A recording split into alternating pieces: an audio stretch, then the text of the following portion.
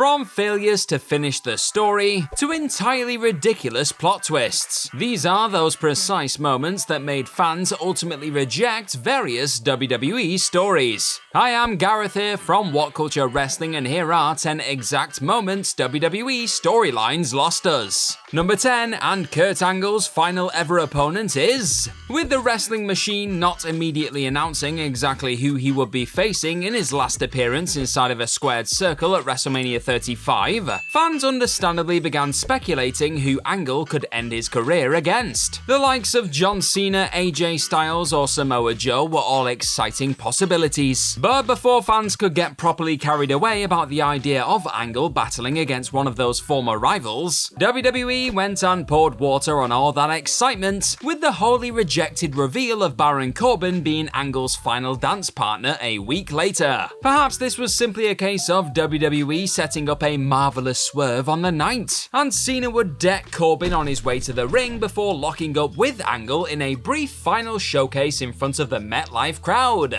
Not a chance. WWE just had Corbin beat the retiring icon in a disappointing 6-minute filler match. Would you change anyone else's retirement match? If so, who and who would they be facing instead? Let me know in the comment section down below, my friends. Number 9, Shinsuke Nakamura targets AJ Styles bollocks. After besting stars like Dolph Ziggler, Baron Corbin, John Cena, and Randy Orton, the King of Strong Style only went and won the 2018 Royal Rumble match, setting up a mouth-watering dream rematch with AJ Styles on the grandest stage of them all. And while fans were largely aware that the pair's intriguing feud likely wouldn't end at WrestleMania 34, this is WWE after all, the way in which it was extended left a bad taste in just about everyone's mouths. On the back of an okay contest over the WWE Championship, Nak unfortunately came up short against the phenomenal champ. Then, just when it seemed as though the two super talented babyfaces were set to share a moment of respect, Shinsuke opted to blast Styles' balls with an emphatic low blow. The initial ball smack already acted as a weird end to a rather underwhelming contest, but the minute this was then strangely turned into Nak's new defining character trait, fans lost all interest in the brilliant workers' ongoing war. Number 8, Vince McMahon is revealed as the higher power. After months of wondering who the mysterious higher power The Undertaker had been droning on about during his quest to gain control of the company actually was, it was ultimately revealed that the boss himself was the person hiding underneath the hood.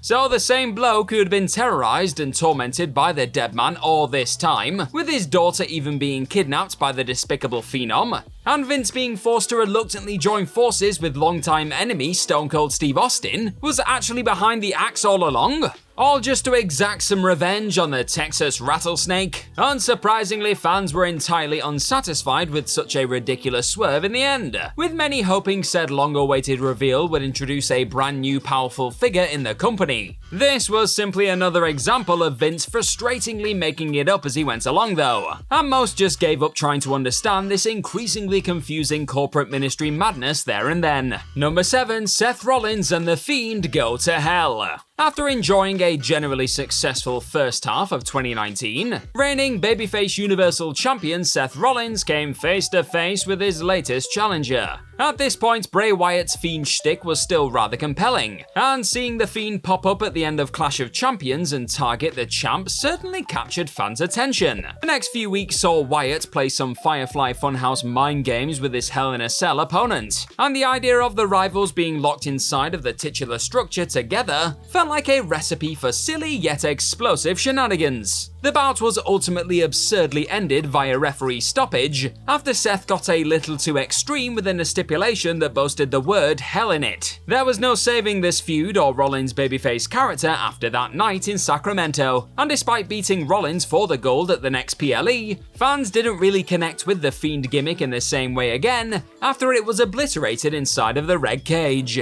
Number 6, the voice of the Voiceless is buried by the game. From the second the voice of the Voiceless crossed lost his legs at the top of the ramp on the June 27, 2011 edition of Raw, WWE knew they were onto something. And for the next few weeks, CM Punk's quest to change things in the company was genuinely compelling, as the best in the world engaged in gripping contract negotiations with his boss, and even walked out of Chicago as WWE champion at Money in the Bank. On the night of September's Night of Champions PLE though, the wheels well and truly fell off this summer rollercoaster ride. After Kevin Nash had bizarrely gotten involved in the champ's business at SummerSlam, resulting in Punk losing his strap to Alberto Del Rio, the chick magnet eventually demanded a match with Big Sexy at the next PLE. But with Nash not cleared to compete, Triple H was subbed into the contest instead. Now sure, the loser on the night would still sit as one of the most popular figures in the company for the next few years. However, there's no denying the fact that many struggle to get excited about Punk continuing to challenge the establishment in the months to come, this time in the form of John Laurinaitis, after seeing him fall to the COO when he was arguably at his hottest. Number 5, Lacey Evans gets it on with Ric Flair. 2021 saw Charlotte Flair and Lacey Evans battling against one another in a program on Raw. Over what?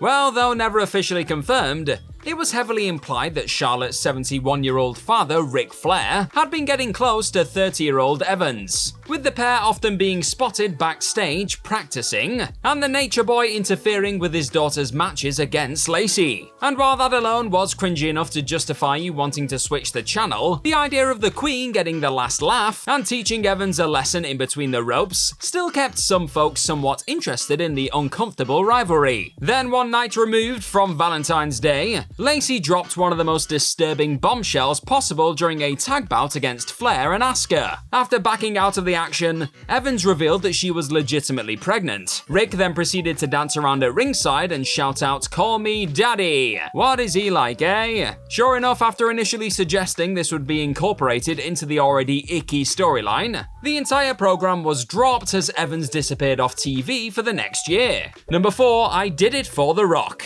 The mystery of exactly who ran over Stone Cold Steve Austin at Survivor Series 1999 almost went an entire year without being solved.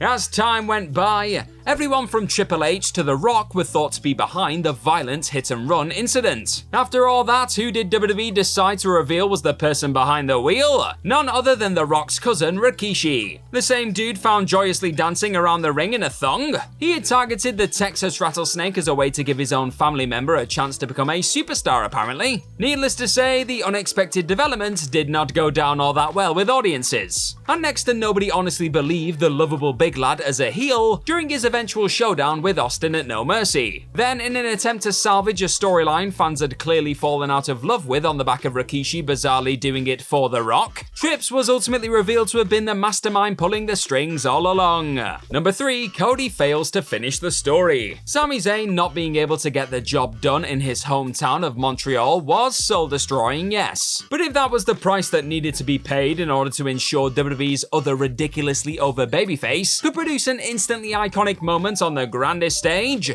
then so be it. WWE would never have a more perfect moment to usurp the tribal chief. And it was that perfect scenario that made the idea of Cody Rhodes not walking out of WrestleMania 39 with the belts seem about as unlikely as it gets. The story would surely be finished, because how could it really continue if it didn't here? Well, the answer to that question has been playing out on Monday Night Raw and various PLEs ever since. The American Nightmare is still one of the most popular acts in town, but his aura has definitely been diminished by that shocking failure to overcome the bloodline in Los Angeles. Cody could still go on to lift the title his father never held down the road, but it's safe to say that his show of shows defeat burned a great many. And the noise when/if he finally does lift the big one will be a little less deafening due to the ones who likely stopped following this story on April 2nd, 2023. Number 2, Dean Ambrose gets vaccinated. Not too long after turning on Seth Rollins in the wake of their Raw Tag Team Championship victory in October 2018, the same night Roman Reigns announced he was battling leukemia, Dean Ambrose opted to burn his Shield gear and renounce the faction that made him weak. So far, so effectively despicable. But a couple of weeks on from that vest melting,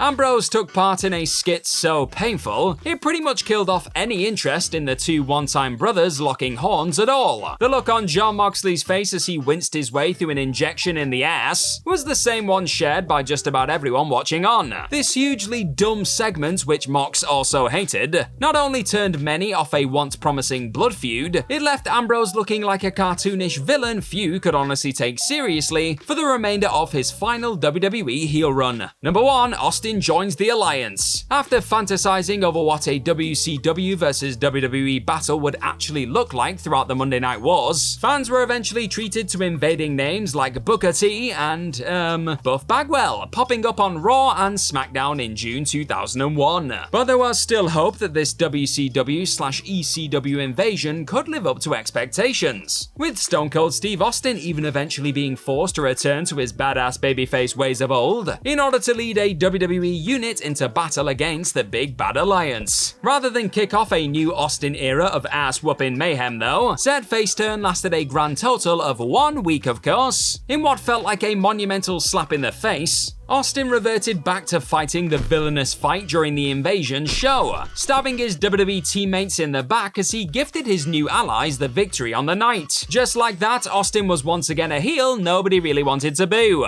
And watching the longtime face of WWE in Austin nonsensically stepping into the role of leader of WCW/ECW was the final straw for many. And you really can't blame him. And that's our list of any other exact moments WWE storylines lost us. Well, let us know all about them in the comment section right down below, and don't forget to like, share, and click on that subscribe button while you're down there. I've been Gareth from What Culture Wrestling. Cheers for stopping on by today. Now go and check out some more What Culture goodness on the channel and have yourself the best of days. Bye bye!